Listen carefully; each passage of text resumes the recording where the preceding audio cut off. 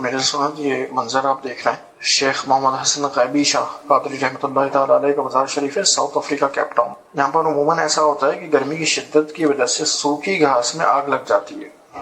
آپ ان مناظر میں بھی دیکھ رہے ہوں گے کہ جس طریقے سے یہ آگ لگی، لیکن یہ چیز دیکھنے سے تعلق رکھتی ہے کہ حضرت کا جو مزار ہے، ایون کہ اس کی گھاسوں کو بھی اور جہاں جو لکڑی کی بینچ ہے اس کو بھی آگ نے کوئی نقصان نہیں پہنچایا۔ اس بارے میں آپ کیا فرماتے ہیں؟ یہ منظر خود فرما رہا ہے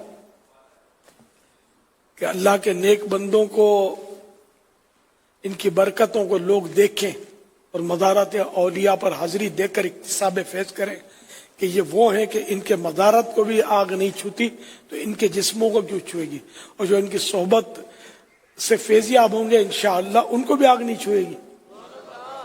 آخرت کی آگ، قبر کی آگ، جہنم کی آگ نہیں چھوئے گی انشاءاللہ۔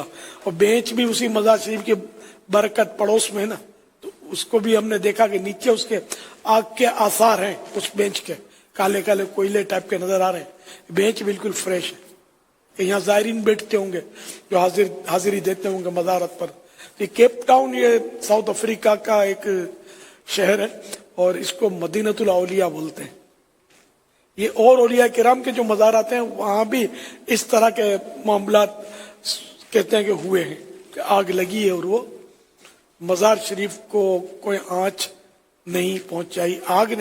آگ کی کیا مجال ہے، آگ تو گلزار ہو جائے گی خود ہی ان کی نظر پڑے گی۔ تو اللہ کریم ہمیں اولیاء کرام کے دامن سے وابستہ رکھے۔ یہ دعوت اسلامی والوں کا مقدر ہے کہ الحمدللہ یہ فیضان اولیاء کے قائل ہیں اور فیضان اولیاء کے نعرے بھی لگاتے ہیں۔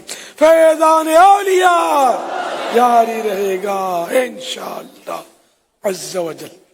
صلو علی الحبیب صلی اللہ تعالی علی محمد۔